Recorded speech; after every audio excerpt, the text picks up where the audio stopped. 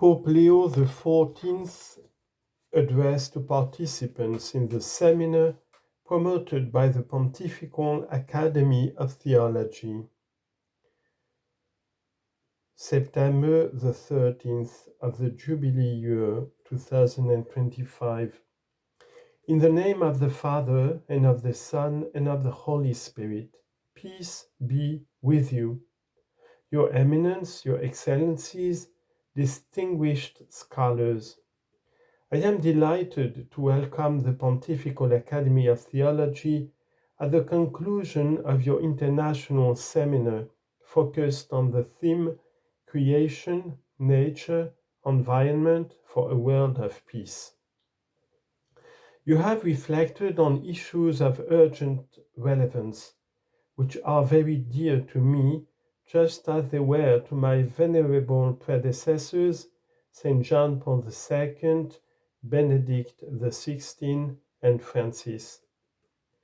Environmental sustainability and the care of creation are essential commitments to ensure the survival of the human race.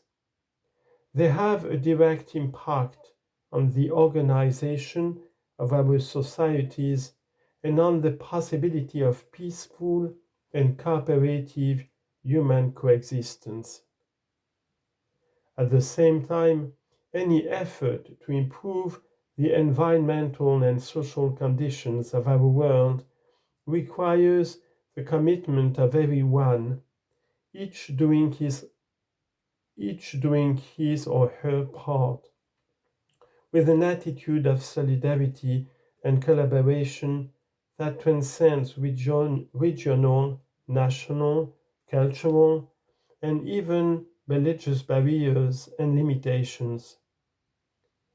The intercultural and interreligious scope of your seminar is a promising sign for further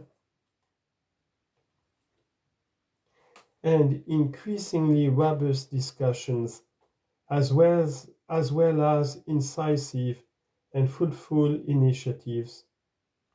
This corresponds to the renewed profile of the Academy of Theology desired by Pope Francis, who gave a new configuration to this centuries-old institution of the Holy See.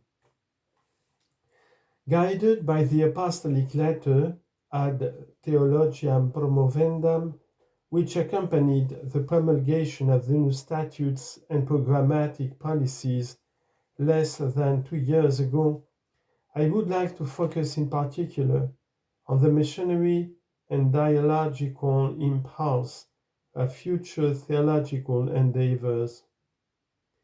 Theology is, of course, a constitutive dimension of the Church's missionary and evangelizing activity. It has its roots in the gospel with the ultimate goal of facilitating communion with God, which is the purpose of Christian proclamation.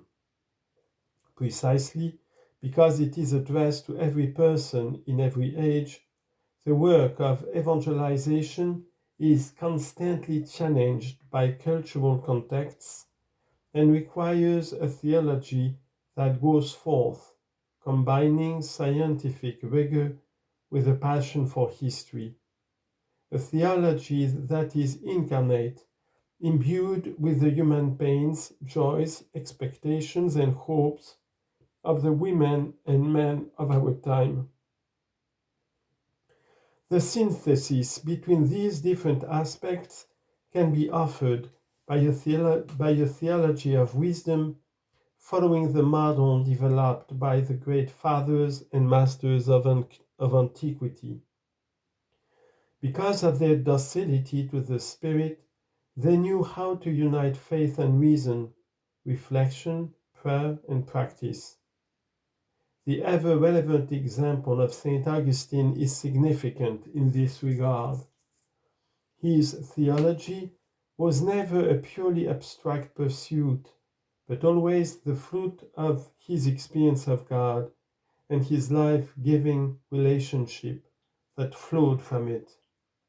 It was an experience that began even before his baptism, when he felt guided in the depths of his heart by an ineffable light.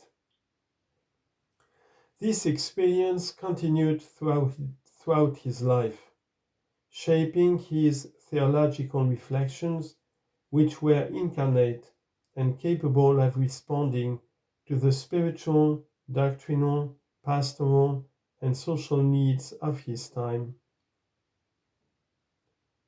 While Augustine began this journey with an existential and emotional approach, starting from inner reflection and recognizing the truth that dwells within us, St. Thomas Aquinas systematized it with the tools of Aristotelian reason. Thomas built a solid bridge between Christian faith and universal science, understanding theology as a sapientia or sapientia. This brings us to another great thinker from more recent times, Blessed Antonio Rosmini, who considered theology to be a sublime expression of intellectual charity, while insisting that the critical reasoning behind all knowledge should be oriented towards the idea of wisdom. Theology is the wisdom, therefore, that opens up greater existential horizons, dialoguing with science, philosophy, art, and all human experience. The theologian is a person who lives out, in his or her theological work, a missionary fervor by communicating to everyone the knowledge and taste of faith, so that it may illuminate our lives, redeem the weak and the excluded, touch and heal the suffering flesh of the poor, help us build a fraternal and supportive world, and lead us to an encounter with God. A significant witness to the knowledge of faith at the service of humanity in all its dimensions, personal, social, and political, is the social doctrine of the Church, which today is called upon to provide wise answers to digital challenges. Theology must be directly involved because an exclusively ethical approach to the complex world of artificial intelligence is not enough. Instead, we need to refer to an anthropological vision that underpins ethical action and therefore return to the age-old question, what is a human being? What is his or her inherent dignity, which is irreconcilable with a digital android?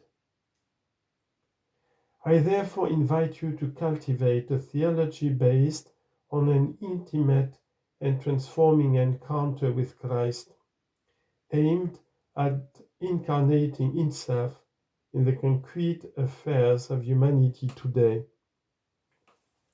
I encourage you to engage in dialogue, not only with philosophy, but also with physics, biology, economics, law, literature, and music, in order to enrich yourselves and others, and to bring the good leaven of the gospel into different cultures in your encounters with believers of other religions and with non-believers.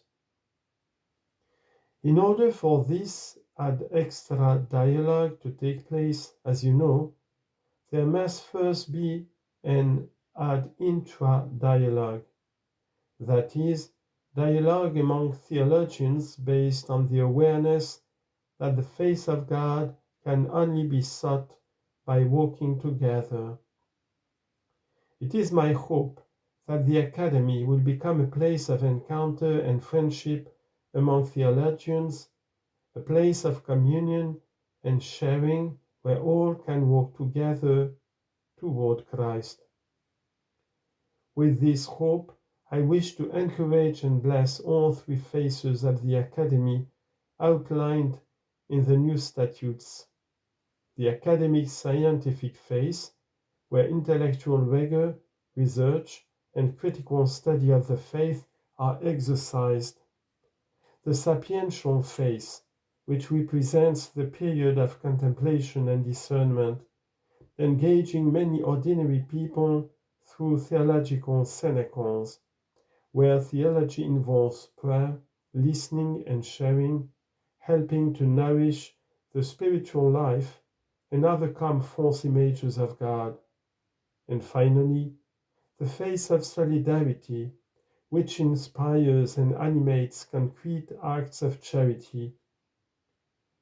True knowledge of God is realized in a life transformed by love.